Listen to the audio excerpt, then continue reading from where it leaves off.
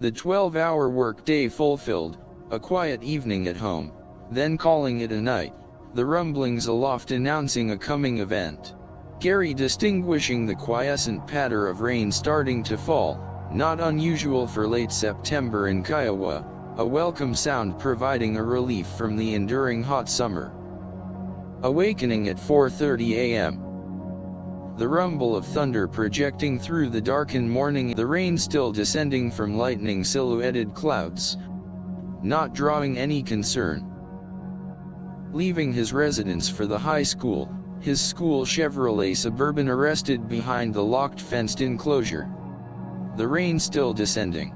Gary proceeding to his appointed morning tasks at the school, and by its sound, noticing a definite increase in the rain. A concern with the weather starting to formulate, a subconscious thought beginning about the condition of his dirt roads.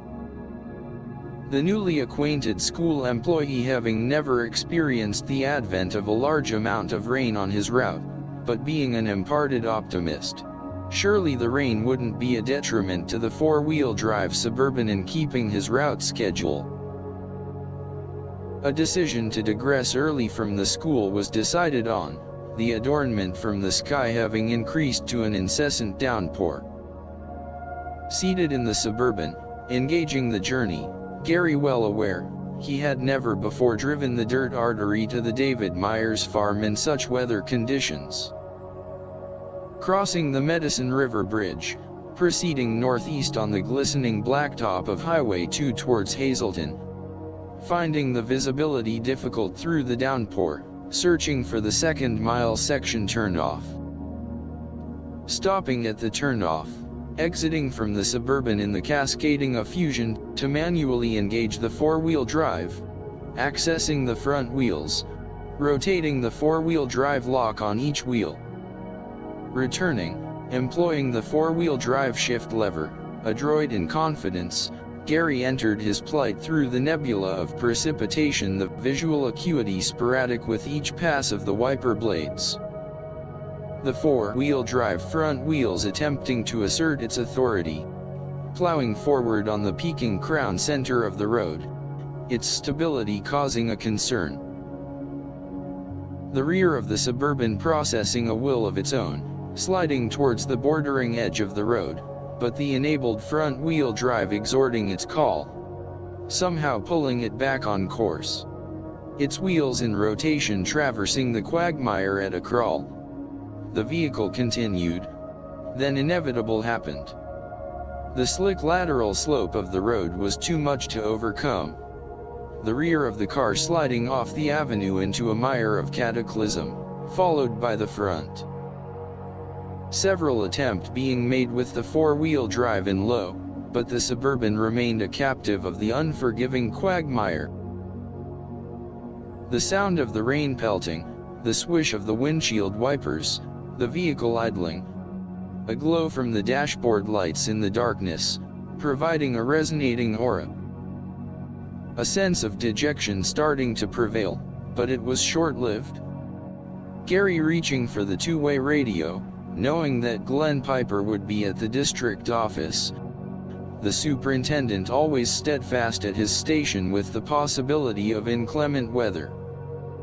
Glenn acknowledging the driver's dilemma, then coming right back with, having placed a telephone call to Keith Rathgibber, relating that D&W would be arriving in a tow truck to remedy his plight.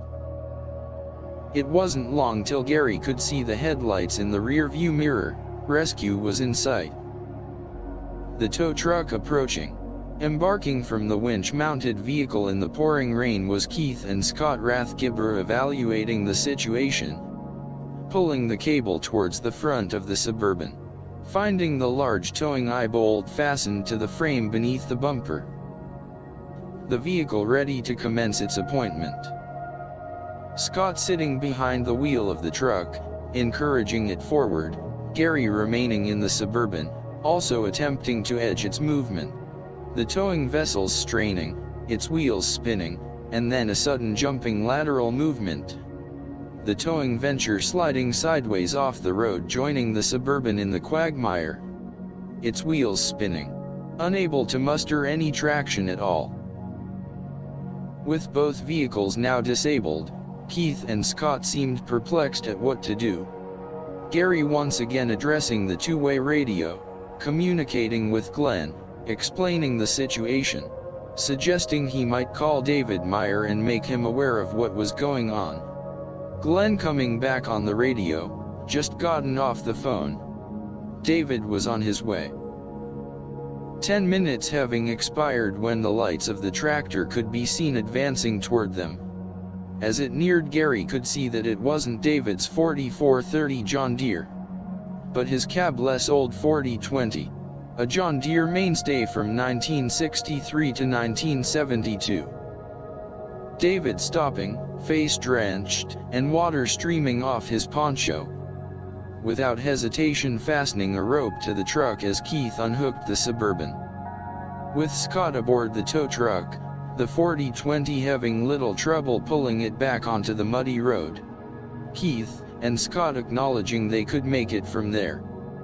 David saying he would see that Gary and the school vehicle would get to the blacktop. Fastening the rope to the Suburban, Gary steering, they proceeding 1.5 miles to the Myers farm.